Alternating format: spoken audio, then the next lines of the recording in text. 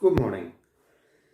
Well, this morning I've got another beautiful message from Our Lady about her suffering and also the suffering of Jesus. So here goes. My children, how terribly lonely my immaculate heart is when so few souls visit Jesus in the Blessed Sacrament. My children, my heart is united to the heart of Jesus in such a way that when Jesus is hurt, I am hurt, and when I am hurt, Jesus is hurt. I am hurt, my children, when I am ignored, as if I don't exist, and when my calls for love and for prayer are ignored. I am hurt when you treat me like I am invisible and irrelevant, and when you do not come to me for help and love. I am hurt when, after receiving many graces, you do not come back to say thanks or simply to spend some time with me.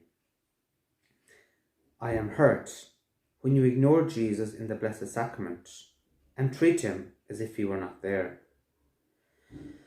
My children, it is in your power to console and to heal my aching heart through your prayers and through acts of reparation and love on behalf of others. By doing this, you appease the just anger of God and reduce, if not cancel, the just punishment that sinners draw upon themselves through their disobedience. My children, come to me and pray, not just for yourselves and your families, but for the whole world. Offer your lives and prayers to me as a living sacrifice for the world and for sinners, and I promise you that you will be crowned in heaven with special crowns for all of eternity. Well, what a vulnerable message from Our Lady.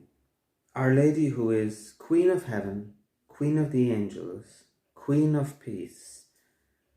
We can only imagine the supernatural gifts she has in heaven, the greatest creature that God has ever made. And there she is talking to us about how she is hurt, how she can be hurt. And so we can see her enormous vulnerability and humility. And so she starts off by saying that she is hurt when Jesus is hurt, and Jesus is hurt when she is hurt. And why? Because their hearts are united. We all know of the two hearts devotion. And it's not a devotion for no reason, it's a devotion because it's real. Jesus and Mary are so united that what hurts one hurts the other. And that makes sense really, because if you have a very good friend, and if I was to say something cruel or hurtful to that friend, then you would be hurt as well, because you know your friend is hurting. And so it's the same thing. And so Our Lady is present where Jesus is. So when we visit Jesus in the Blessed Sacrament, Our Lady is there also. And often when I visit the Blessed Sacrament, and I'm one of these people that through God's grace has been blessed with a lot of visions and a lot of spiritual experiences, and often when I visit Jesus in the Blessed Sacrament, I see inside the presence of Our Lady there. And there are many times when Jesus says to me, Michael, for the next hour, I want you to console Our Lady, to talk to Our Lady, to console her Immaculate Heart. And by doing so, you're also consoling the pain in my heart. And so last night was such a time. When I went to adoration last night and when I started praying, I had this image of Our Lady's heart bleeding and Our Lady in an awful lot of pain.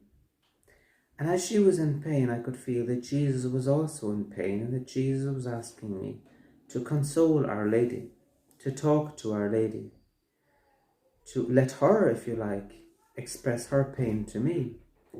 Because that's what we do when someone is hurting. We say, what's wrong? We say, talk it out. Tell me what's bothering you. That's the same thing when Our Lady is hurting. She will tell us what's bothering her. And then she will ask us to pray on behalf of maybe those people that have hurt her. And so that's what she's saying. She is hurt when she's ignored as if she doesn't exist, and when her calls for love and prayer are ignored. She's ignored when she's treated like invisible and irrelevant, and people do not come to her for help, for love, for advice, nothing. She is hurt when, after receiving many graces, people don't come back to say thank you, or even just to spend some time with her. See, that's the thing. People forget that Jesus and Mary are people. See, it's easy to almost treat Jesus and Mary like Amazon Prime. You order something, it arrives, but it's just a computer. You don't have to write to Amazon to say, "Dear Amazon, thank you." The same thing for any of you who have got Alexa or one of these computers at home. They've got no feelings. You say, "Alexa, turn on the light." She turns on the light. You don't need to say thank you. She doesn't have feelings. She won't get hurt. And so many times people are treating heaven, Jesus and Mary, the same way as if they had no feelings, no emotions, that they weren't people at all. And so they get hurt. But then Our Lady goes on, and this is where it gets quite profound. She says, "It is in your power to console my aching heart through your prayers and through acts of reparation on behalf of others." So it makes sense if we think about it in the physical realm. Suppose, for example, your mum was very sad today, and you asked her why she was sad.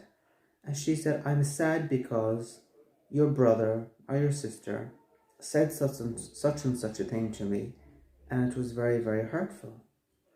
Now, while you can't take away the hurt that person did, or you can't, pretend it didn't happen, you can spend time with your mom. You could say, "Oh, well, I'm going to call around this evening, or I'll give you a call." And you could spend time with her, love her, reassure her. And so it's the same thing with Our Lady. It is within our power to spend time with her, basically to make up for the time that other people didn't spend with her. It's within our power to love her when other people don't love her, and so to love her on their behalf. And so by doing so, if you like, and what she's saying is we can cancel or reduce the just punishment that sinners draw upon themselves through disobedience.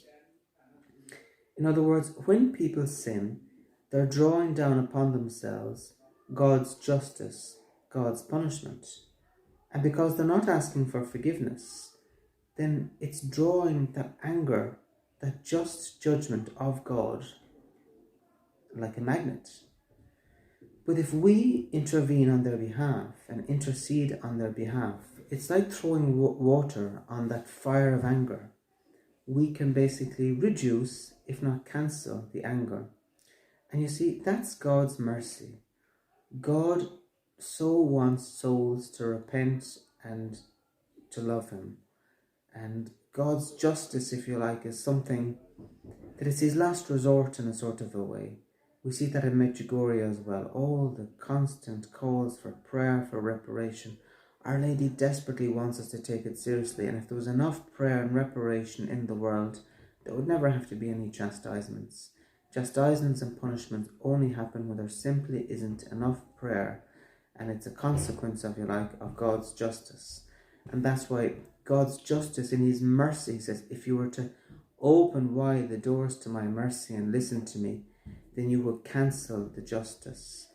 You could cancel all these things if you were to just listen to my mercy. But when you don't listen to my mercy, you're drawing down my justice upon you, and then my hands are tied, so to speak. And so then Our Lady says, "Offer your lives as prayers to me as a living sacrifice for the world and for sinners." So in other words, what she's saying is that there are some souls, and she gives them a special calling, basically, an intercessory calling. And not just to pray for themselves, of course we all have to pray for ourselves and go to confession and become holy ourselves, but she asks people also to pray for the world. And you might say, well, why should I bother doing that? Well, first of all, it's a calling. It's not everyone is called to that extent. First of all, it's a calling, but second of all, people that have that calling, she says it here, they will be crowned with special crowns for all of eternity. It's a special calling.